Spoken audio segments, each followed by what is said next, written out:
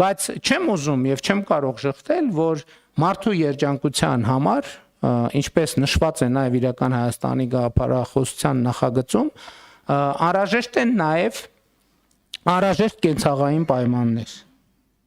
Բայց ես ուզում եմ նաեւ մի արձանագրում անել, որ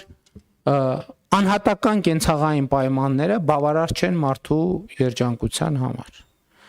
Առիթ ունեցել եմ նաեւ կառավարության 2024 թվականի գործունեության զեկույցի ընթացքում ասել, որ իհարկե շատ կենցաղային օրինակով, եթե մարդը ունի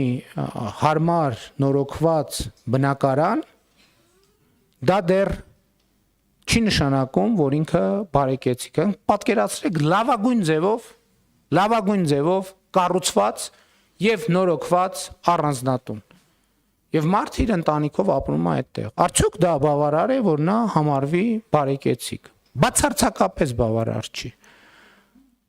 Որովհետև կարող է այդ բնակարանը, այդ տունը հազար ներողություն չունենալ կոյուղի օրինակ, որը հանրային ենթակառուցվածք է։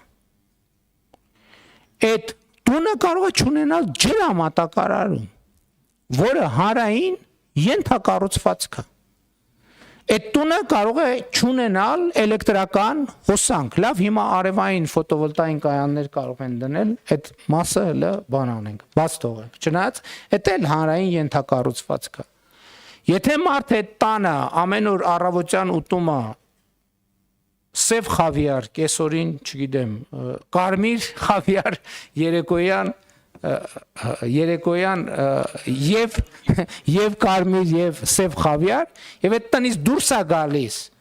Եվ այդ տնից դուրս գալու համար պետք է 1.5 մետրանոց ռետինե սապոգներ հագնի, որովհետեւ հակառակ դեպքում ցեխի մեջ կկորի,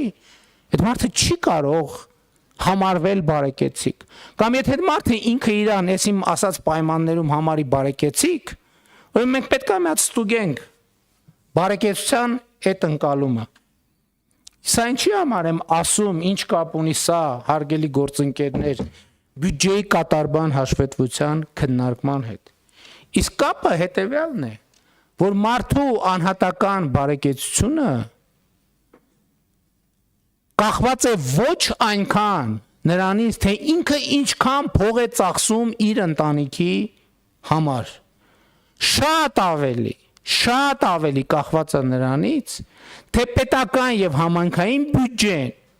ինչքան փող է ծախսում իր այդ նույն մարդկանց ընտանիքի եւ անհատի բարեկեցության համար։ Եվ այս ընկալումը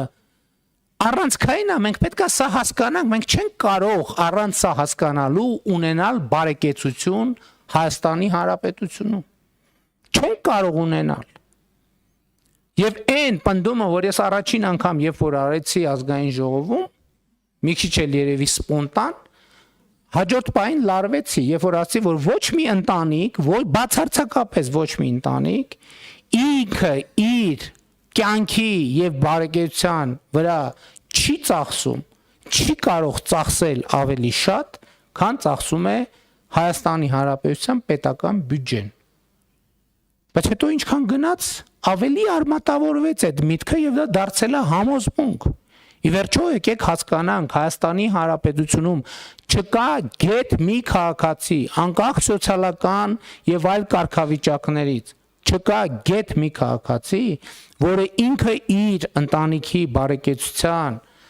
ապահովության համար ծախսում է ավելի շատ գումար, քան Հայաստանի Հանրապետության պետական բյուջեն եւ Հայաստանի պետական եւ տվյալ համայնքի համայնքային բյուջեն է ծախսում։